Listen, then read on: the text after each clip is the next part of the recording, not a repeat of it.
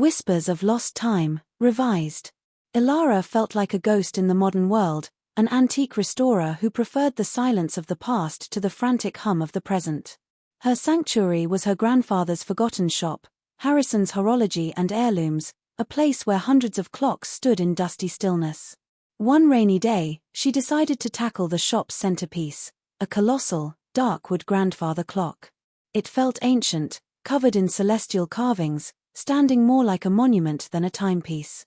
With gentle hands, she opened its door. The air smelled of old oak and ozone. Inside, her fingers found a false panel, revealing a hidden compartment. It held two objects. The first was a strange compass with a complex astrolabe face and an obsidian needle that didn't point north. The second was a heavy, iron key shaped like an hourglass. Beneath them lay her grandfather's journal. The first page read, "Elara, some doors do not lead to rooms, but to moments. The compass shows the way. The key opens the when. Trust the whispers of lost time. They are calling you home." Skepticism warred with a lifetime of feeling adrift. That night, the compass needle seemed to glow faintly, pointing. The next morning, she followed it.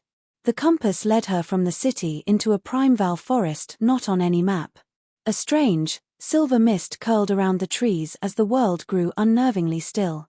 Soon, the trees parted to reveal Aethelgard, a village out of time, with stone cottages, cobblestone paths, and a magnificent clock tower, a twin to the one in her shop. But something was wrong.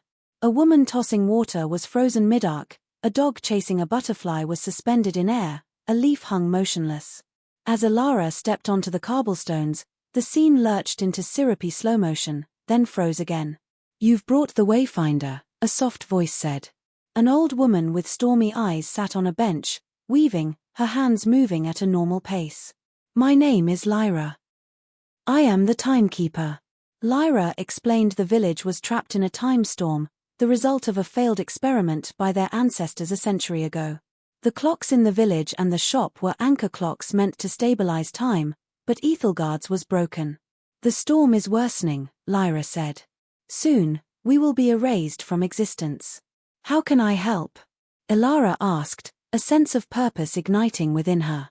"The clock needs 3 temporal gears, echoes of the past, lost when time broke. The compass will lead you. The key will let you enter the echoes." The first echo, found within a dusty book, took her to the village library's past.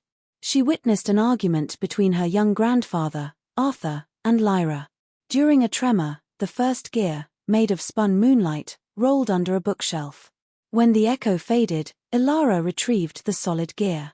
The second echo, behind a loose stone in the clock tower, showed her a joyous festival. She saw her grandfather dancing with her grandmother.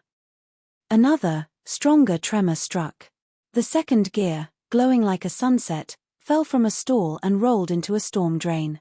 Back in the present, Elara found the gear, feeling a pang of sadness for the joy that was lost. The final gear was at the top of the clock tower. Placing the key on the central mechanism, the world shattered into a vortex of swirling time fragments. At the center of the storm was the original accident, a blinding flash of light. The third gear, burning like a star, was suspended within the chaos. The paradox fought back, showing her an illusion, a happy, successful life back in the city. It was a tempting lie. But the memory of her grandfather's hopeful face and Lyra's determined eyes gave her strength. She pushed through the vision, reached into the storm, and grabbed the star-bright gear. Back in the silent tower, she had all 3. One by one, she placed them into the great mechanism. The moonlight gear, the sunset gear, and the starlight gear clicked into place. Finally, she inserted the hourglass key into the main winding slot and turned it. A deep, resonant bong echoed through the valley for the first time in a century. Below, the villagers moved with a fluid, natural grace. The storm had passed, leaving a sanctuary where time flowed like a calm river. Lyra was waiting at the bottom of the tower.